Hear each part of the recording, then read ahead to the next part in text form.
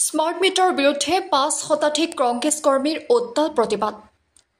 Smart মিটাৰক লৈ ৰাজ্যজুৰি প্ৰতিবাদৰ মাজতে ডবকাটো দেখিবলৈ পোৱা গ'ল ৫ শতাধিক কংগ্ৰেছ কৰ্মীৰ প্ৰতিবাদ।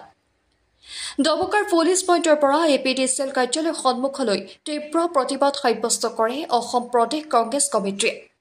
অসম প্ৰদেশ কংগ্ৰেছ কমিটিৰ নেতৃত্ব মৰ্মে বিন্নাকান্দি ডবকা টাউন ব্লক কংগ্ৰেছ কমিটিৰ উদ্যোগত সাব্যস্ত কৰে এই প্ৰতিবাদ। বিদ্যুৎ বিভাগ হাই হাই, অসম চৰকাৰ হাই হাই, স্মাৰ্ট মিটাৰ আমাক নালাগে, স্মাৰ্ট মিটাৰ বন্ধ কৰক বিভিন্ন শ্লোগানেৰে সাব্যস্ত কৰে প্ৰতিবাদ। উল্লেখযোগ্য, ডবকাৰ বিভিন্ন গাঁৱকে ধৰি ডবকাবাসীক জ্বলা-কলা খুৱাইছে স্মাৰ্ট মিটাৰে। কেৱল ডবকাতে নহয়, ৰাজ্যৰ ভিন্ন প্ৰান্তত একেই অৱস্থা, যাৰ বাবে সমগ্ৰ অসমজুৰি অসম প্ৰদেশ কংগ্ৰেছ কমিটিয়ে সাব্যস্ত কৰিছে প্ৰতিবাদ। চৰকাৰে যিটো স্মাৰ্ট মিটাৰ আৰম্ভ কৰিছিল তেতিয়া ৰাইজে গম পোৱা নাছিল যে স্মাৰ্ট মিটাৰে ইমান ডাঙৰ এটা অসমত এটা স্মাৰ্ট কেলেংকাৰী হৈছে। এই স্মাৰ্ট কেলেংকাৰীৰ দ্বাৰা ৰাজ্যক স্মাৰ্ট হিচাপে টকা হৈছে। আজি চাওক, আপোনালোকে কওক, অসমত যদি ৫০ লাখ যদি স্মাৰ্ট মিটাৰ থাকে, মই এটা কথা কৈছোঁ, ৫০ লাখ যদি স্মাৰ্ট মিটাৰ থাকে, ডেইলি ২ টকাকৈ যদি এই স্মাৰ্ট মিটাৰত লুণ্ঠন হয়, তে কিমান কোটি টকা ডেইলি লুণ্ঠন হৈ আছে। মাহেকত ১২০০ টকা দিছে, কিন্তু এই বিজেপি চৰকাৰে কি কৰিছে, হাজাৰ হাজাৰ টকা স্মাৰ্ট মিটাৰৰ দ্বাৰা স্মাৰ্ট যিটো ঠগিছে মানুহক, এইটোৰ বিৰুদ্ধে আজি আমি ৰাজপথত কংগ্ৰেছ কৰ্মীসকল ওলাই আহিছোঁ। গোটেই অসমত কংগ্ৰেছ কৰ্মী ৰাজপথত ওলাই আহিছে। আজি অসমৰ বিভিন্ন জেগাত বিভিন্ন প্ৰান্তত আমাৰ প্ৰত্যেকটো ব্লকত আমাৰ আন্দোলন হৈছে, আৰু এই আন্দোলনৰ দ্বাৰা আমি বিজেপি চৰকাৰক সকীয়াই দিব বিচাৰিছোঁ যে আপোনালোকে যিটো স্মাৰ্ট মিটাৰৰ বিৰুদ্ধে গোটেই অসমৰ জনতা জাগি উঠিছিল, সেই সময়ত আপুনি হিন্দু মুছলমান কৰি পেলাই USTM পানী আহিছে কৰবাৰ পৰা মানুহক মানে মন ডাইভাৰ্ট কৰিবৰ কাৰণে কিমান পন্থা হাতত লৈছিল।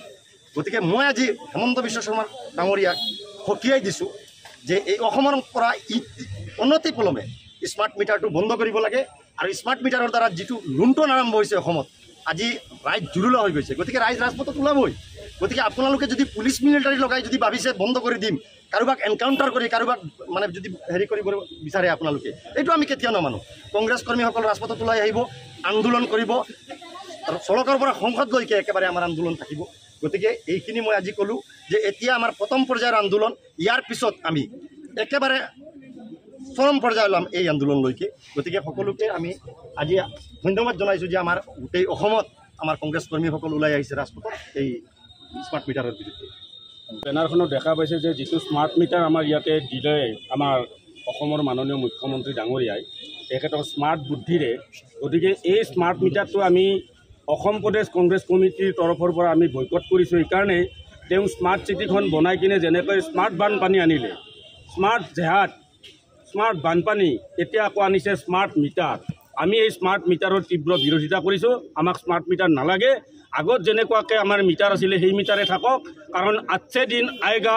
গতিকে ৮০ দিনৰ পৰা কি ৮০ দিন আহিল আপোনালোকে জানে। তেখেতসকলে কৈছিলে ফ্ৰী বিজুলী দিম বুলি।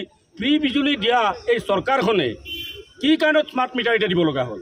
তেখেতসকলৰ লগত নিৰ্বাচনী প্ৰতিশ্ৰুতি আছিলে যে আমি ইমান মানে ইউনিট আমি ফ্ৰী দিম। আজি হঠাৎ স্মাৰ্ট মিটাৰটো ক'ৰ পৰা আহিলে? গতিকে এই লুণ্ঠন ৰাজৰ বিৰুদ্ধে অসমৰ ভাৰতৰ জাতীয় কংগ্ৰেছ দলে ৰাহুল গান্ধী ডাঙৰীয়াৰ নেতৃত্বত সৰ্বভাৰতে এটা আন্দোলন কৰিছে, আৰু আমাৰো অসম প্ৰদেশ কংগ্ৰেছ কমিটিৰ মাননীয় সভাপতি ভূপেন বৰা ডাঙৰীয়াৰ নেতৃত্বত আজি ১২৬টা সমষ্টিত আমি ইয়াৰ প্ৰতিবাদ কৰিছোঁ। এই প্ৰতিবাদত যদি তেখেতসকলে কাণত নোসোমায়, মগজুত নোসোমায়, তেতিয়াহ'লে আমি ইয়াতকৈ আমাৰ আগত কৈ যোৱা ৰেহানুদ্দিন আহমেদ ডাঙৰীয়াই যিটো কৈছে যে ইয়াতকৈ আৰু তীব্ৰতৰ প্ৰতিবাদ হ'ব। আপোনালোকৰ সহায় সহযোগ আমি কামনা কৰিলোঁ। স্মাৰ্ট মিটাৰ নালাগে, স্মাৰ্ট মিটাৰ বন্ধ কৰক, স্মাৰ্ট মিটাৰ বন্ধ কৰক, স্মাৰ্ট মিটাৰ নালাগে, স্মাৰ্ট মিটাৰ নালাগে।